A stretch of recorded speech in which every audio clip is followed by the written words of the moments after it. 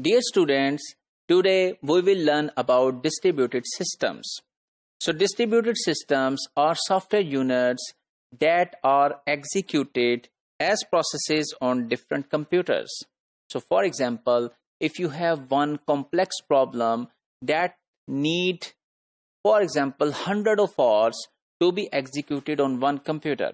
So one of the strategy is that you distribute the load of those 100 hours to 100 computers, and those 100 computers collectively working together can come up with the execution of such a huge and complex task within 1 hour. So this is one of the possibility.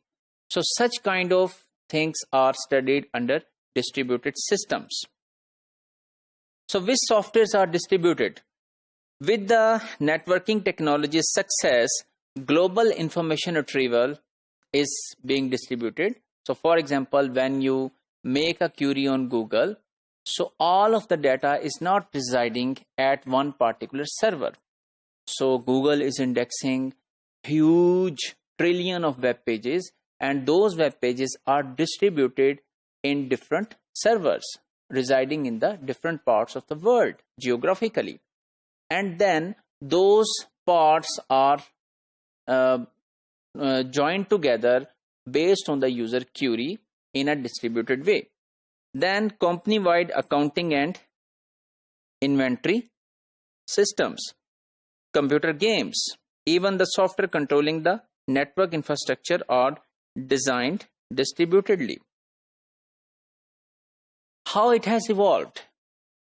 In the start, when computer systems were built, every distributed system was built from scratch. However, nowadays we have basic infrastructure available, and on that basic infrastructure, different vendors and different users can build their own distributed system platform applications. Those do not need to be developed from scratch. What type of distributed system and distributed system environments or architectures are available today? We have cluster computing, grid computing, and cloud computing. Cluster computing is many independent computers work together to provide computation and services.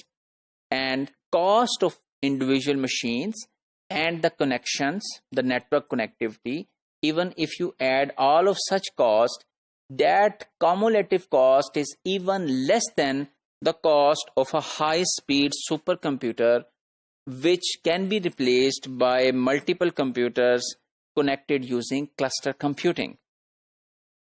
So advantages are low maintenance cost, provide high availability, and load balancing is relatively easy. It provides high availability because if one supercomputer has fault, so this means that you cannot execute your code. However, if you are using cluster computing and your code is distributed, at least the part of your code that is distributed to some computers which are active and alive, so that results can be combined together.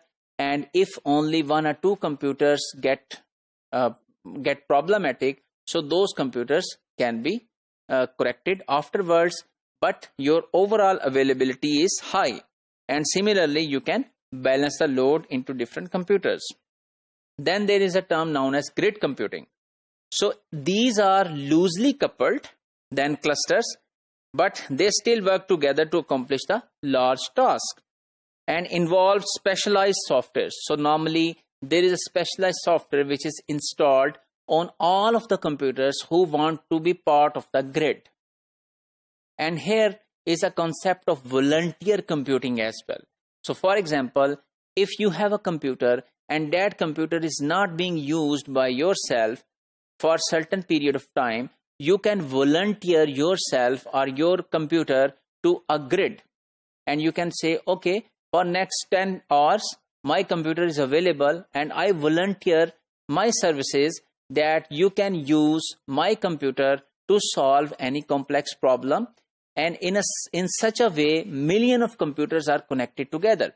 So the software that is being installed is one of the software is University of Wisconsin's Condor software, or there is another software of Berkeley Open Infrastructure for Network Computing, which is also known as Bionic. So the grid computing are softwares are installed for volunteer computing, and when the machine is free, it can offer its services. And then there is a third type after cluster and grid computing, which is known as cloud computing. So huge pools of shared computers on a network can be allocated for user by clients as needed. For example, Amazon Elastic Compute Cloud allows clients for rental value of virtual computers by hour. So you can store your data on their cloud and you can pay them hourly basis, monthly basis, and whatever the terms or conditions. Then similarly, Google Drive and Google Apps are also examples of cloud computing. So cloud computing is reasonable. It reasonably guarantees about reliability and scalability of the machines. So it is not your headache that whether your machine or server is up and running. So it is the headache of the cloud. So they normally have very sensitive infrastructure and very up-to-date mechanisms that make them reliable and scalable. However, there is a privacy and security concern. So your data can be stolen by some other user. So these type of things are being researched by researchers around the globe. So if we summarize today's topic, we have learned about how the softwares are distributed and how they are studied under distributed computing. And we have learned three architectures: cluster computing, grid computing, and cloud computing.